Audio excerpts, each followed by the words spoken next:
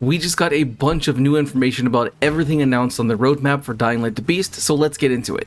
Today, Techland put out a dev blog by Timon himself going into more details about everything being added to the game. The first thing mentioned is the Call of the Beast event, but I'll get more into that later on in the video. What really got my attention was the New Game Plus and Legend level details. We still don't know exactly when they will drop, but we do know that in New Game Plus you get to keep all of your XP progression, skills, and items from the previous playthrough, and you can do New Game Plus as many times as you want. This is fairly standard for New Game Plus, but it's good to have a basic breakdown before its release. On top of that, each loop will make the enemy stronger. This gives me Dark Souls vibes, which is not necessarily a bad thing, but it makes me wonder if there's a cap to the increase, or if it will get to a point where the game is almost impossible after enough New Game Plus loops. In addition to New Game Plus, Legend levels will be added at the same time, which I'm super happy about. The Legend levels will also have more skills than either of the previous games, including skills that make Beast Mode even better. The more you level up, the stronger the weapons you'll find, and even a new rarity with exclusive visuals will start to appear the higher your Legend level.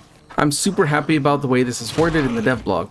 If things work out the way it comes across, the end game for the Beast is going to be a lot of fun to try and grind to reach those higher levels and skills. I just hope that the Legend levels don't end up like Dying Light 2, where they didn't really make a difference in your character. Next, Timon talked about Nightmare Mode. This is something a lot of people have been requesting since Brutal is apparently too easy for them.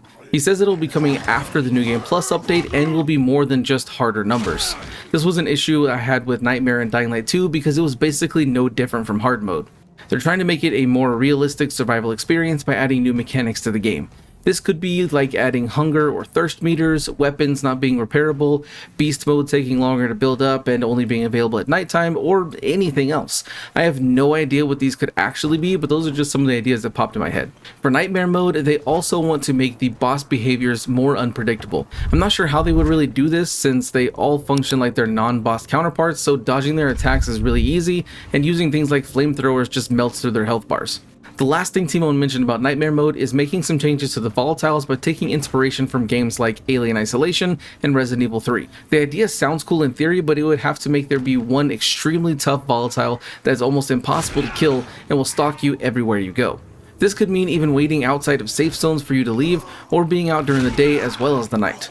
Who knows what it could actually end up being, but I'll be interested to see how it turns out. For PC players, we again got further confirmation that ray tracing is coming, but not really anything else about it. The last thing talked about was the PUBG mobile collab happening on the 31st.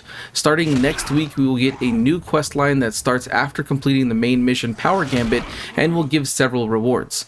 These include the Killing Pan, Battle Royale Bat, Marked Man outfit for Kyle, gear items for more XP and damage, and the Battleground keychain that enhances limb destruction and removal.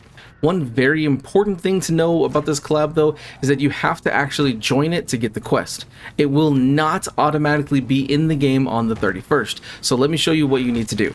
First, you need to go to the Dying Light Outpost website, which I will have linked in the description. If you don't already have an account, then create one using the sign up button at the top of the page. Once you're logged into your account, make sure to connect your platforms that you play the Beast on right here on your dashboard. After all that is complete, go to the Goodies tab at the top and then click the image for Dying Light the Beast x PUBG Mobile. Now just scroll down and click the join button to participate in the crossover. When you join, you'll get the airdrop finder truck skin in your stash on October 31st or whatever day you joined if it's after that date. Another super important thing to remember about this is that the collab will only last until November 21st, so if you do not join and do the quest line before that point, then you will not be able to get any of the items associated with it.